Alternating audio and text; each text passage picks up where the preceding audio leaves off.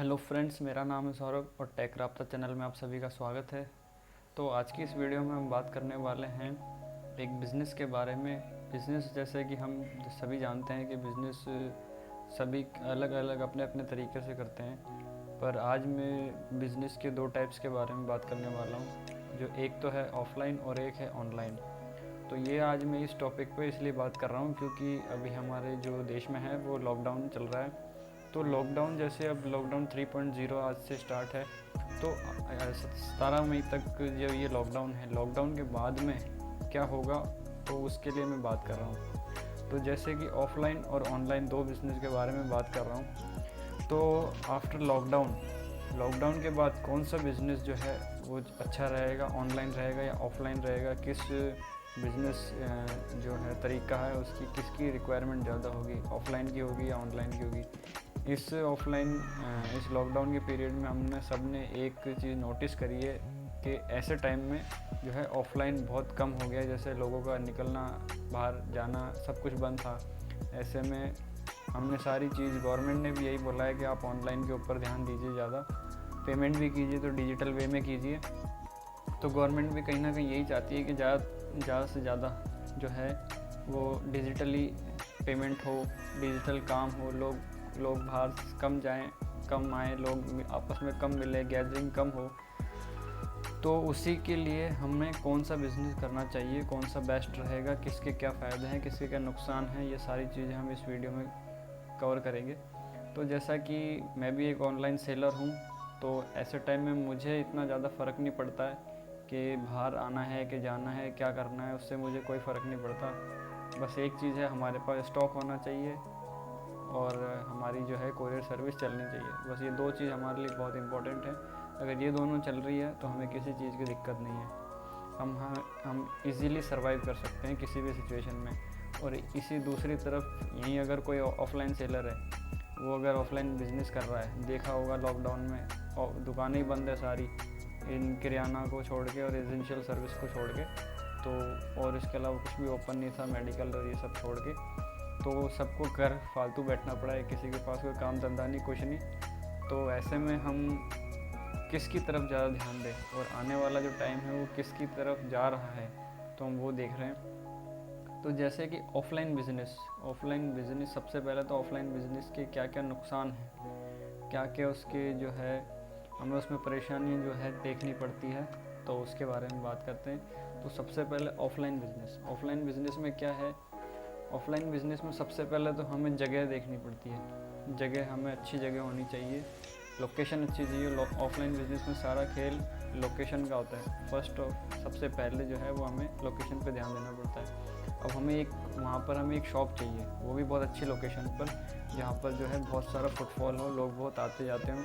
ऐसी जगह पर हमें शॉप चाहिए। और ऐसी जगह पर शॉप अगर मिलती है हमें, तो उसका रेंट बहुत ज़्यादा होता है। और रेंट बहुत ज़्यादा होता है तो हमें रेंट निकालना भी है, हमें अपने खर्चे भी निकालने, रेंट भी निकालना है। तो दूसरा वहाँ पे प्रॉब्लम है शॉप की। फिर तीसरी है हमें जो अगली जो हमारी स्टेप है वहाँ पर जो ऑफ़लाइन में है, वो हम एज ए परेशानी भी बोल सकते हैं ऑनलाइन और ऑफ़लाइन के बीच में अगर हम डिफरेंस करें तो तीसरी यह है कि हमें वो जो हमने शॉप ली है, चलो पहली हमने लोकेशन भी हमें मिल गई, दूसरा हमें शॉप भी मिल गई, अच्छी शॉप मिल गई, फिर तीसरा उसमें हमें जो है डेकोरेट करना पड़ता है। हमें जो है वो सारा डेकोरेशन करना पड़ता है। उसको, दुकान को जितना ज़्यादा हम सजाएंगे, जितना हम उस पर खर्च करेंगे, उतना ही लोग को पसंद आएगा। तो फिर हमें चाहिए एक अच्छी सी डेकोरेशन वाली शॉप। फिर 4th नंबर पे आता है हमें उसमें जो है माल है, हमें उसमें प्रोडक्ट है, वो हमें अच्छे उसके कलेक्शन हमें रखना पड़ता है। ये सारा कुछ है। तो अब हमने चलो सारा सेटअप कर लिया, उसके बाद में हमें वेट करना है कस्टमर्स का। और दूसरी बात, हमें वहाँ पे अपना पूरा टाइम देना है। अगर मान लो हमारा मार्केट का टाइम सुबह 7 बजे है या 8 बजे, आजकल तो नॉर्मली 9-10 बजे से होता है। 9-10 से अगर हम शाम को 10 बजे तक अगर हम रहते हैं तो हमें इतना टाइम उस शॉप पर देना पड़ेगा। और वहाँ पर हम पूरे बुक हो जाएंगे। फिर हमें वहाँ पर, जैसे हम पूरे इतने टाइम तो हम नहीं बैठ सकते, तो हमें वहाँ पर वर्कर अपॉइंट करने पड़ेंगे, तो उनका भी हमारे पास खर्चा हो गया। तो ऑफ़लाइन बिज़नेस में जो है बहुत खर्चे हैं। तो ये सारा खर्चा हम बचा सकते हैं ऑनलाइन में। तो और अभी आगे खर्चे और हमारे पास क्या है, अभी हम जो पहुंच गए वर्कर्स तक, हमें वर्कर्स की सैलरी देनी है। अब हमें वेट करना है कस्टमर्स का, कस्टमर्स कब आएंगे नहीं आएंगे। फिर हमें वहाँ पे क्या दिक्कत हो जाती है कि उनको बहुत सारे सामान दिखाने पड़ते हैं, खोल खोल के दिखाओ, ये भी दिखाओ वो भी दिखाओ। अगर एक चीज़ पसंद कराने के लिए लोगों को 20-20 30-30 चीज़ें खोल के दिखा देनी पड़ती है, फिर भी लोगों को कुछ पसंद आता है, कभी नहीं आता है। तो ऐसे में फिर वो भी हमारे लिए एक दिक्कत है बहुत बड़ी। फिर उसके बाद में अब मान लो हमने इतना दुकान पे खर्चा कर दिया, अब हमें प्रॉफिट नहीं आ रहा है, वो हमारी और टेंशन है, सिरदर्दी है हमारे लिए। तो और डिमांड आजकल है ऑनलाइन की ज़्यादा, सबको चाहिए घर बैठे अच्छी चीज़ चाहिए, अच्छे से उनको देखना है और ये सारा कुछ उनको करना है। तो ये सारा चीज़ उनको मिल सकता है ऑनलाइन में, जहाँ पे ऑफलाइन में हमने इतना खर्चा कर दिया और प्रॉफिट वही है हमारा। और वहीं हमने ऑनलाइन में इसका चौथाई खर्चे में हमने ऑनलाइन बिजनेस स्टार्ट कर दिया और प्रॉफिट है इसका दुगना। मैं अपने हिसाब से बता रहा हूँ, दुगना प्रॉफिट कहीं गुना है। जब इतना सारा हमारा खर्चा बच गया तो ऑटोमेटिकली जो है उसका प्रॉफिट हमें इधर इंक्रीज होगा। अब ऑनलाइन में हमें क्या करना है, ऑनलाइन में हमें क्या चाहिए, सिर्फ हमारे पास इतना माल होना चाहिए, अच्छा कलेक्शन चाहिए, सिर्फ हमें कलेक्शन चाहिए। तो अब हम ऑनलाइन की स्टार्टिंग करते हैं तो वो कैसे करते हैं, ऑनलाइन स्टार्ट करने के लिए हमें क्या करना है, हमें बस रजिस्ट्रेशन करना है। जैसे कि अमेज़ॉन, फ्लिपकार्ट, क्लब इन पर हमें रजिस्टर करना है, सीधे से हमें वहाँ जाकर रजिस्टर करना है। वहाँ कुछ नहीं चाहिए, हमें सिर्फ एक GST चाहिए, पैन कार्ड चाहिए, बस ये चाहिए। अगर हमारे पास GST है, पैन कार्ड है, बस हमारा काम हो गया। अब हमें इसके लिए कोई भी जगह की ज़रूरत नहीं है, क्योंकि इस ऑनलाइन बिज़नेस में कोई हमारे पास आ नहीं रहा है सामान खरीदने। हमें जो भी बेचना है वो ऑनलाइन बेचना है। तो ऐसे में क्या होगा, हमारे पास जगह बच गई, हमें उस जगह पे कोई खर्च करने की ज़रूरत नहीं, हमें कोई भी लोकेशन की अच्छी ज़रूरत नहीं है कि हमें किसी बहुत अच्छी लोकेशन हो जहाँ पे लोगों का फुटफॉल हो। तो ऐसी जगह की हमें कोई ज़रूरत नहीं है। हमारा चाहे कमरा भी हो तब भी हम इतना शानदार बिज़नेस कर सकते हैं। तो जगह की इसमें कोई ज़रूरत नहीं होती। दूसरी बात, जब आप स्टार्ट करते हैं हमें कोई डेकोरेशन नहीं करनी होती, हम अपनी मर्ज़ी से करें वो अलग है, पर एज अ रिक्वायर्ड कोई ज़रूरत नहीं है कि हमें डेकोरेशन करनी है। फिर तीसरी बात आती है वर्कर्स की। जब हम स्टार्ट कर रहे हैं, स्टार्ट करने के मान लो 5-6 महीने तक आप अकेले मैनेज कर सकते हो, जब तक आपका बिज़नेस अच्छा ग्रो नहीं कर जाता, नहीं करता। तो हमें नहीं लगता, जब तक हमें महसूस नहीं होता कि भाई हमें ज़रूरत है अलग किसी बंदा रखने की, वर्कर की, तो हमें कोई रिक्वायरमेंट नहीं है तब तक, तो हमारा वो पैसा ही बचेगा, वो हमारी सेविंग है। फिर तीसरी बात, हमें इसमें क्या ज़रूरत है ऑनलाइन बिजनेस के लिए, हमें सिर्फ चाहिए एक लैपटॉप, कंप्यूटर, या फिर लैपटॉप कंप्यूटर जो भी हो आपके पास, और फिर एक चाहिए प्रिंटर चाहिए। ये 2 चीज़ हमें मस्ट है हमारे लिए। ये 2 चीज़ ही हमारे लिए ऐसी ऑनलाइन बिजनेस में जो हमारा सारा काम करेगी। तो हमें इन 2 चीज़ पे खर्च करना है। कंप्यूटर कहीं भी 20-25 हज़ार में बढ़िया मिल जाता है, अगर नया लोगे तो सेकेंड हैंड 8-10 हज़ार में बढ़िया मिल जाता है। प्रिंटर भी 2-3 हज़ार रुपये का बढ़िया मिलता है, मेरे पास खुद है, 3 हज़ार रुपये का लिया था मैंने। और लैपटॉप है मेरे पास, एक कंप्यूटर भी है। तो बस इन 2 चीज़ की रिक्वायरमेंट होती है। उसके बाद में हमें चाहिए इनकी, जिस भी प्लेटफॉर्म पे हम सेल कर रहे हैं, हमें चाहिए उसका पैकिंग मटेरियल, हमें उसकी टेप चाहिए, उसकी पॉलीथीन चाहिए, पॉलीबैग चाहिए, उनकी ब्रांड पैकेजिंग चाहिए। अगर हमारे पास ब्रांड पैकेजिंग होगी तो हमारा एक अच्छा जो है इंप्रेशन पड़ता है कस्टमर के सामने। और उसके बाद में हमें चाहिए अपना अच्छा कलेक्शन, उसकी अच्छी सी पिक्स जो हमें ऑनलाइन प्लेटफॉर्म पे वहाँ पे डालनी है, जिसको लोग देखेंगे, हमारी लिस्टिंग देखेंगे और उसके थ्रू वो वहाँ पे परचेजिंग करेंगे। तो एक ईजी सा कंपैरिजन हो गया है ऑफलाइन और ऑनलाइन में। ये तो बात हुई प्रोसीजर की, कैसे हमें करना है, किस में क्या फ़ायदा है, किस में क्या नुकसान है। तो ये दोनों आपको पता लग ही गया होगा। और अब जो लॉकडाउन के बाद आने वाला जो टाइम है उसमें क्या, किसकी ज़्यादा वैल्यू है, किसकी ज़्यादा अहमियत है, तो हम उस पर वो देखते हैं। तो जैसे ऑफलाइन अब बहुत ज़्यादा कम हो रहा है।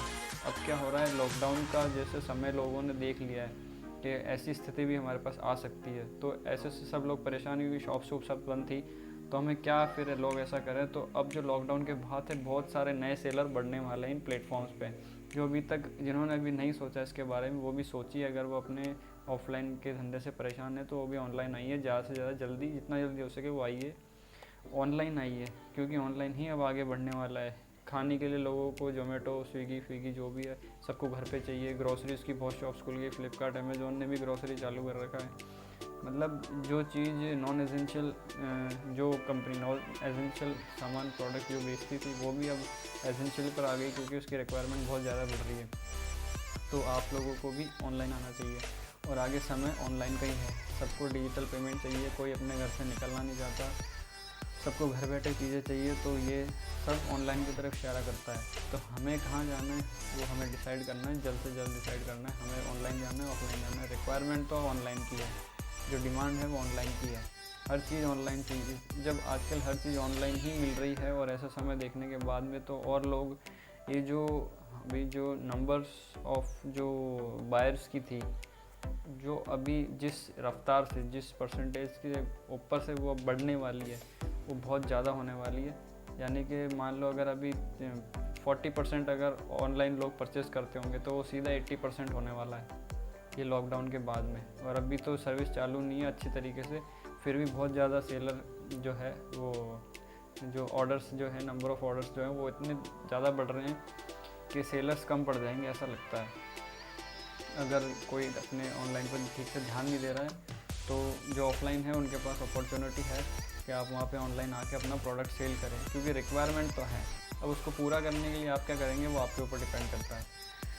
तो ऑनलाइन से हमें जो है रिक्वायरमेंट भी बहुत बढ़ने वाली है, बहुत लोगों को ऑनलाइन ही काम मिलने वाला है, ज़्यादा से ज़्यादा काम ऑनलाइन पर ही मिलेगा। जैसे अगर ये कुरियर सर्विस है, इनको बहुत ज़्यादा काम मिल रहा है ऑनलाइन। ये जो एड कंपनीज है उनको भी बहुत काम मिल रहा है ऑनलाइन, ये सब ऑनलाइन ही है। और ये जो जितने बहुत सारे ऐप चल रहे हैं एजुकेशनल ऐप, वो भी ऑनलाइन ही है, क्योंकि इस टाइम में कोई बाहर नहीं जा सकता, लोगों को पढ़ना है, घर पे ही पढ़ना है, तो वो ट्यूशन अपनी वहाँ पे चला रहे हैं, आराम से घर पे बच्चे बैठ के पढ़ रहे हैं। तो जब बच्चा पढ़ रहा है उसको पढ़ने के लिए भी कुछ वो चाहिए, कुछ सोर्स चाहिए, तो उसको चाहिए, मान लो उसको टैबलेट चाहिए, फ़ोन चाहिए, या और भी कोई जो इक्विपमेंट है जिससे वो पढ़ सके, तो वो भी उसको घर पे बैठे चाहिए। तो ये सारी चीज़ें ज़रूरतें जो है वो सेलर पूरी कर सकता है ऑनलाइन आके। अपने ऑफलाइन बिजनेस में जो है खर्चे भी कम कर सकता है, और ऑनलाइन पे आके अपना अच्छी परफॉर्मेंस दे सकता है, और अच्छा जो एडवांटेज जो है अर्न कर सकता है, बहुत अच्छी मनी जो है वो वहाँ पे जनरेट कर सकता है। तो अब हमें सोचना है कि हम कितनी जल्दी ऑनलाइन आ सकते हैं, क्योंकि रिक्वायरमेंट हमारी बहुत ज़्यादा होने वाली है ऑनलाइन पर। वहाँ पर कैटेगरीज़ की कोई कमी नहीं है। अभी मैंने एक वीडियो बनाई थी पीछे कैटेगरी के बारे में, पर शायद वो मैंने अपलोड नहीं करी किसी कारण से, तो वो देखूँगा, अगर हुआ तो मैं बनाऊँगा वापस से, क्योंकि उसमें कुछ डिफेक्ट आ गया था उस वीडियो में।